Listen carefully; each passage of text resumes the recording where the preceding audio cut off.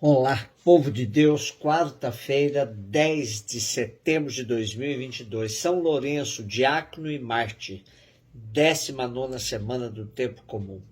A nossa reflexão de hoje é a partir de segunda carta de Paulo aos Coríntios, capítulo 9, versículos de 6 a 10, e o Evangelho de João 12, 24 a 26. Irmãos, quem semeia pouco, colherá também pouco, e quem semeia com largueza, colherá também com largueza. Dê cada um conforme tiver decidido em seu coração, sem pesar nem constrangimento, pois Deus ama quem dá com alegria. Deus é poderoso para vos acumular de toda sorte de graças, para que em tudo tenhais sempre o necessário e ainda tenhais de sobra para toda obra boa. Como está escrito, distribuiu generosamente, deu aos pobres, a sua justiça permanece para sempre. Aquele que dá a semente ao semeador e lhe dará o pão como alimento, ele mesmo multiplicará as vossas sementes e aumentará os frutos de vossa justiça. No ano 48, houve grande fome na Judéia e em Jerusalém por causa da colheita fraca do ano precedente, que tinha sido sabático, no qual os judeus não semeiam para que a terra possa descansar. Para atender à situação, organizou-se uma ajuda econômica em favor dos cristãos de Jerusalém. Depois do primeiro concílio de Jerusalém, Paulo prometeu que em suas missões entre os pagãos daria atenção aos irmãos de Jerusalém. Nosso trecho de hoje é parte do conselho que Paulo dá às comunidades de Corinto e de sua província a realizarem a coleta que já havia decidido fazer. E salienta que essa ajuda material é graça de Deus, muito maior para quem oferece do que para quem recebe. Além disso, como se tratava de somas elevadas, Paulo se preocupa em que a coleta seja administrada por pessoas de confiança. Nosso capítulo é tido pelos biblistas como um bilhete que Paulo enviou às comunidades de Corinto e que foi acrescentado aqui, depois do capítulo 8, que é de fato onde Paulo trata da questão da coleta. Toda essa preocupação pela coleta em favor dos necessitados da comunidade de Jerusalém demonstra que desde o início o econômico fazia parte do testemunho cristão. A partilha e a solidariedade em favor dos mais pobres não se manifestavam só na própria comunidade, mas era sinal de unidade entre as diversas comunidades. Este intercâmbio material não era questão periférica da fé, mas autêntico meio de comunicação do dom extraordinário de Deus e obediência ao Evangelho. Nosso texto de hoje tem a finalidade de iluminar a palavra do Evangelho, onde aparece a doação da própria vida em favor do projeto do reino, como sinal definitivo da solidariedade dos cristãos. Aquele que dá a semente ao semeador e lhe dará o pão como alimento, ele mesmo multiplicará as vossas sementes e aumentará os frutos da vossa justiça. Os frutos da justiça, no caso de hoje, são alcançados pelo martírio do diácono São Lourenço, semente que caiu na terra e produziu muitos frutos. João 12, 24 a 26. Disse Jesus a seus discípulos: em verdade vos digo, se o grão de trigo que cai na terra não morre, ele continua só um grão de trigo. Mas se morre, então produz muito fruto. Quem se apega à sua vida, perde-a, mas quem faz pouca conta de sua vida neste mundo, conservá-la-á para a vida eterna. Se alguém me quer servir, siga-me, e onde eu estou, estará também o meu servo.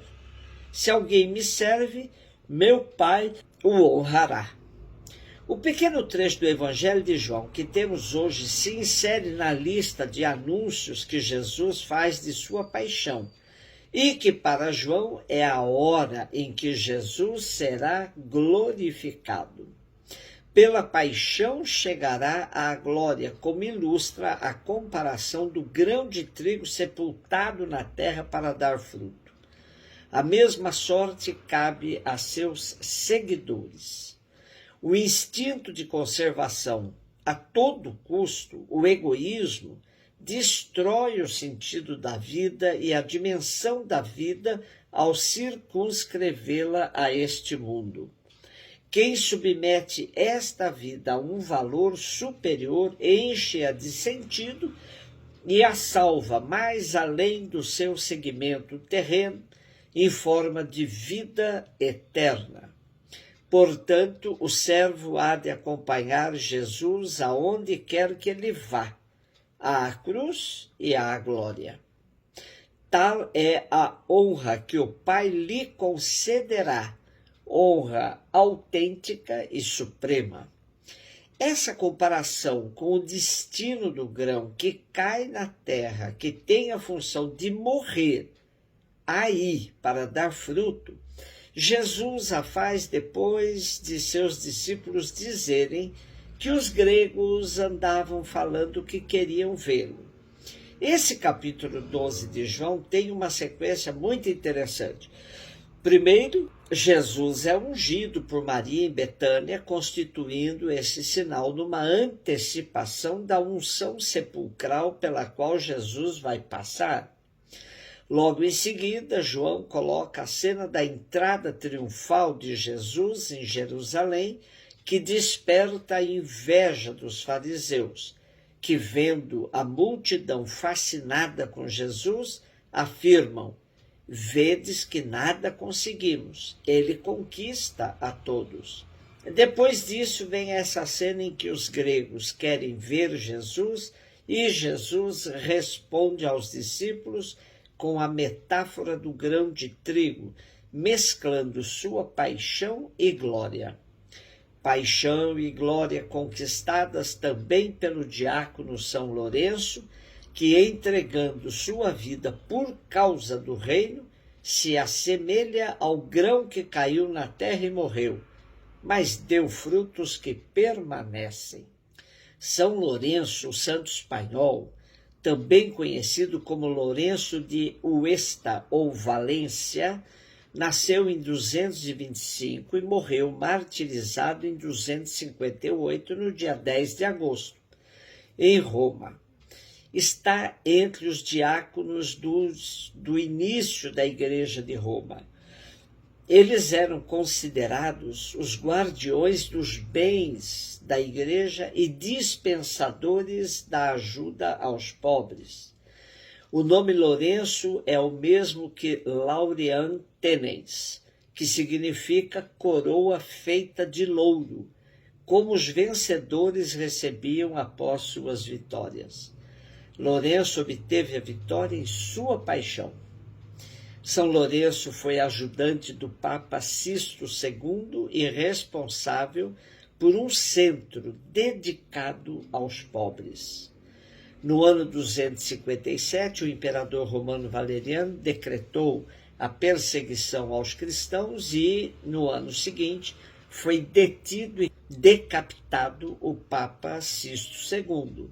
Segundo as tradições, quando o Papa São Sisto se dirigia ao local da execução, São Lourenço ia junto a ele e chorava: aonde vai sem seu diácono, meu pai?